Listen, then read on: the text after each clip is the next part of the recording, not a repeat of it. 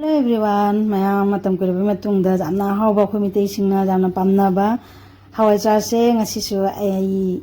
apunsi ahan boina murok semjage haina tawre ado mayam da su video se share tawrage oi dai da jingmina se ko hawai char se de ayam na su loina pamnai ko ado ai su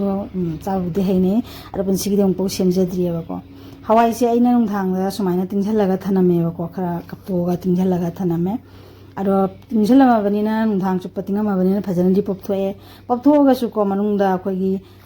akanba nung onba hawai jawri de di koi nungumba jawbra jingse naina aseu je mandu ga ko khara khara laukhalaga ne sumaina patra ma da hapjalaga ne jaha manba amuba phatta ba jawba de di hawai char siga khoi popthok pangam da ba kanba jawba do du sindusu mandoe ko ado sumaina aina haidi aidi khangde ba ko se popthok pa nung sumaina kanba hawai char se hapjalaga di horen munraga de na si khandui ne ba ko ado khwak jam thokle ya ba ko sumaina tawna se na mandoe ado kyam jam tholak ke se jing se mayam kyam jam tholak e nung se hadi nung mukal le ba ko khoi hingcha bi jo haine ya ba ko asmain tawna phana jam thokle e ko ado asmain man ba ka se loi raga ne ko hanjan ising je mu sengna silla ga ne ising se sengna asmain tawna ga chama ga lokhalle sumaina sengna chamagadi wakhal se sengine ko ado ai akan magi saruk tu so go jaw de akan mado hapjan ba su jai su hai jai di su hai ba ko ado jum phutlaga dum chamana na mun gi bani di hai ba ko ra so idi lokhtho e aduga jamna su putre hawai char se kene bunsi gi ahan bani na ko soiraga di hana ki dana ne aduna kitang ta dum try to bani ba ko aduna sumaina tawna aina sengna jamdok pa loiraga ne amko mu asise cooker da mu hapchalage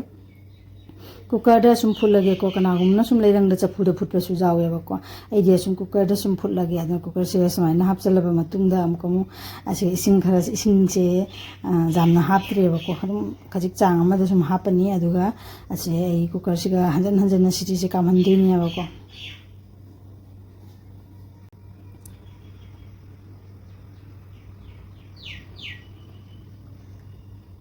ising se hapchale ising sigi chang se jung aswana khara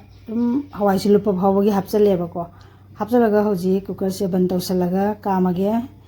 khara di masing jamna kamba di tare ko mai siti se hanjan na ai am hangdong su jing ya ba ko siti se kamaga mane mulla bai na marak ta somurok ti jing ya ba ko aru ko iswana cooker se thanga thrage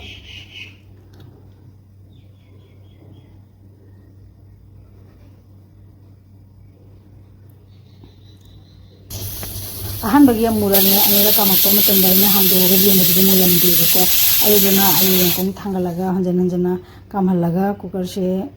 inghalaga hawai se mulaba haina jing bada asu mun bagi chang do oire na ko ina mulle sidi haina lauthoga siga singa saba khara hapchalaga phajana okhaire ga mahi si lauthokhrane ko janjam lu adi khoi sumaina janjam lu siga hapchalaga mahim machum ta halaga thangmure ko aduga siga hawai chargi lonbada changba mana se kari mami haimono khang haibano khangde aduga mana se pukhi da singa jamdho la e ko machum ta hale aduga angko mu phi namu akhum da sumaina taraga tak thale ba ko adu mana se jam ri singi hojikti nungju pandhani na ko khogi kaino le phunchen bai do oi dia ba ko khogi mars april loi dum le phun jam chin ga da bani ba ko adu le phun chu chin de pukhi di su jamdho re aduga phajana phi namu sumaina tak thalaga mana se ine youtube ta jengo ta sumaina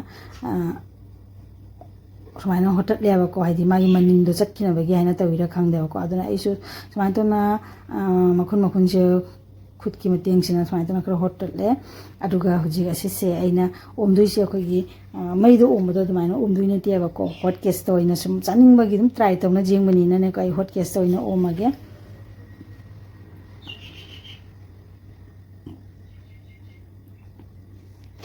hot case siga makhada phi ma thare ko aduga je hangsagi hawai char umnabagi mana se phajana koina sille ba ko phajana koina sille ma matunda ngasa ina hawai char se machum ta halaga nakanda thami se se hapchan doinya ba ko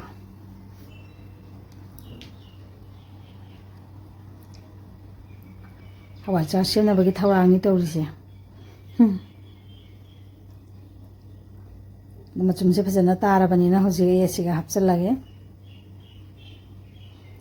इसिंग असाबना चामनीना को हवाइसे कोई इंबाइदो ओइदेबको साबुंग गी चांगदो ओइना लेयबा अदुदुना होजे आई हवाइ चारसे अमको मु हापचले से हॉटकेससिगा जामना का तौबोइदि जारोइदा हॉटकेससिगा दुम आइना खजि खक सुम ट्राई तौबगी जेंगमनिना सुम अदुना चलिने हॉटकेससे अदुगा होजिक मनासे मथक्ता मना अमखक अमु लोंजलगे चामोसिना फजना संदोएको संदो मतुंगा मथक्ता मनासे अमखक लोंजलगा हाइदि कुपसनगनियबको अदुगा फजना चेना मखुम खुमजलगा थमग्रगे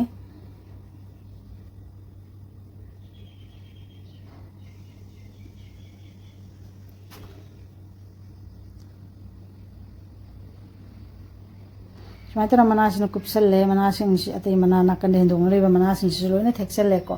थेक्सलगा आई फीसिना मुंग जोमजलनेबको मथक्ता मनासे अनि हुम थोकना आइना लोंजलेबको अनि हुम थोकना आइदि अनि हुम मथक्सिगा मना मसिंगसे जामे भापि जा हुम मरि गुम्बा हापेबको अदुगा सुमाइन तौरगा आइना फीसि मुंग जेसले फीसि अफबा फीनेबको कोइना चाखुम कोइ फी साबा मतमदा कोइ फी नतेकनाने सेंबा चाखुम फदीने चाखुम फदी सिजिनबा चाखुम फदी नतेबको अदो सुमाइना तौरगा जोमजनगरे अदुगा हॉटकेसना फजना मखुम खुमजलगा थम्मेबको अदुगा होजिक असिसे मखुम खुमजनग्रबनिना करिमता लेंगारो असिसे असुमाइन सुम थम्मगे अदुगा नुमि हुमनी गे मतुंगदा नुंदिनगुम्बदा आइना हांगदोगा सुमाइना अमकम जिंगेबको जिंगगदि फजना फी सिबौ जावना पथरगा लेरमेबको मा साबगे मनिंदो असे मरक्तै करिमता मैगो ओमदेको मनासिसु जंग खुइदरगा फजना खोगी पथरगा लेरमेबको आइदि नुसाबुदी थीबनेबको आइना खाली ओइरोइदरा खंगदैना तौसिबु ओइदुरिबा काइन वाखल जाम कीबदुनेबको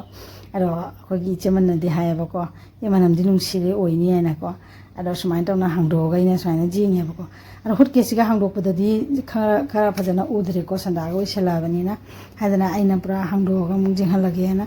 थांदरगे हाइना मसिसे हॉटकेससिगी लौथोए सुमाइन लौथोगा अमको हांदोगा जिंगुदरेको जामना फजनादि ओइरमेको अहानबनिना मयाम अदो जामसु जामदेको आइना सेमिसे दा अहानबगिनिना सुम जारेको अदो चाबदि जारे अदो मथंगदि फजना हैरनी हाइसे खंगनेबको असुमाइन तौना आई ngasiगी हवाई चार सेमबसे मयामदसु शेयर तौजरे मयाम आइना हवाई चार सेमबसे मयामसु सुमाइना सेमनाब्रा हाइबिरो थैंक यू मयाम मथंगी वीडियो दम उनरसी ngasiगी बाय।